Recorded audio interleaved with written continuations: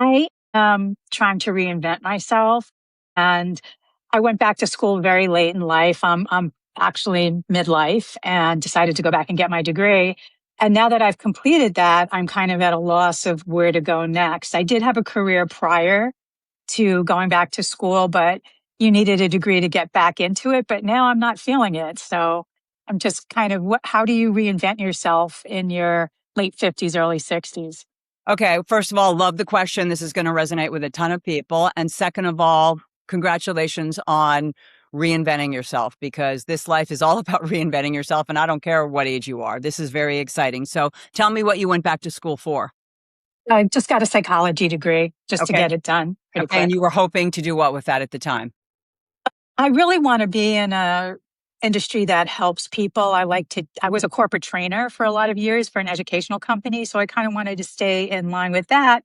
But at my age, I'm not really wanting to go back to a 60-hour work week. You know, I want a little more freedom, I guess, at this point. I don't have the energy that I did, 30 years ago, 20 Okay. So years you want to ago. do something with helping people where you work for yourself maybe and create your own hours? Yeah, perfect. Yep. Okay, great. All right. So what I would suggest you do is you take out a piece of paper and you really brainstorm. Like you sit down and you think, what is every possibility for me to use a psychology degree to help people? And just write down every possibility. I think what happens with most people is they think there's only like two answers. And then they're like, well, I don't want to go for a corporate job, but I also don't want to be a full-time psychologist trying to start my own business. As if there's only two answers, when in fact, there's probably 100 answers. And I know we just never use the brain power we've been given. So I suggest, and I'm actually going to give it to you as an assignment, that you have to write down 25 ideas. And you're going to say to 25. yourself, Okay. that's impossible. Like, I can't come up with 25 ideas. That's a lot. But by forcing your brain to do so, you will be absolutely amazed at what you come up with. Okay. I Okay. will do that. The second thing I would do is start to ask family and friends, listen, this is what I want to do. I have this psychology degree. I want to help people. What ideas do you have?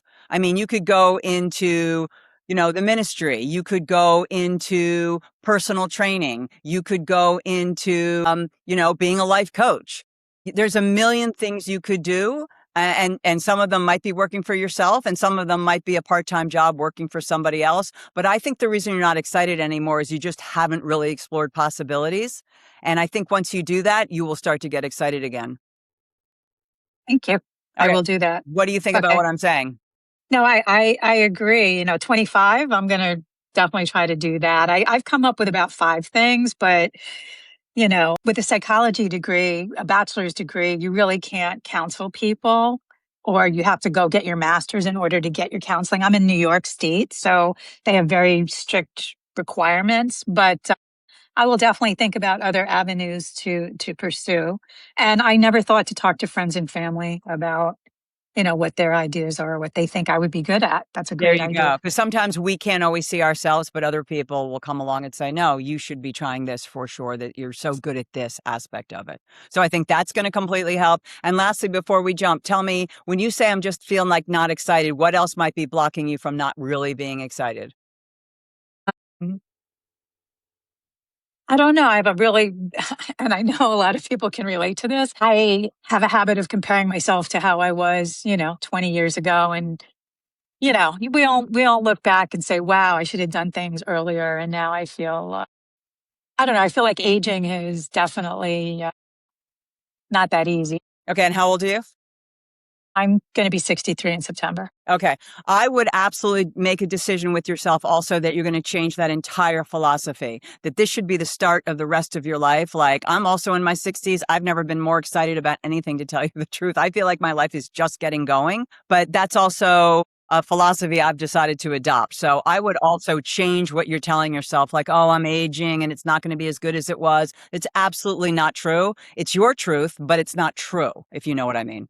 Yeah, I got you. Well, I did study narrative psychology. That was one of my things that I really loved. And I know I have to change my whole narration around this, mindset of, well, you're old. But, I look at past generations and they were pretty much washed up by our age, so Right, but we live in a completely different time. And different world. again, like, Yeah. just look at Michelle Pfeiffer, who just again did an episode of Yellowstone, the movie or whatever. Like, Yeah. she's 68 and she again is just getting started. I mean, I can think of a lot of other people in their 60s who are just getting started. I would do two things differently. One, write down the 25, and also write down, I'm not going to play to that old belief system anymore. I'm going to write, wow, I'm so excited to be 63 and my life is just getting going and I'm going to do amazing things for the next 20 years. Okay. I Right. will definitely do that. All Thank you right. so much. All right. Call back and let us know.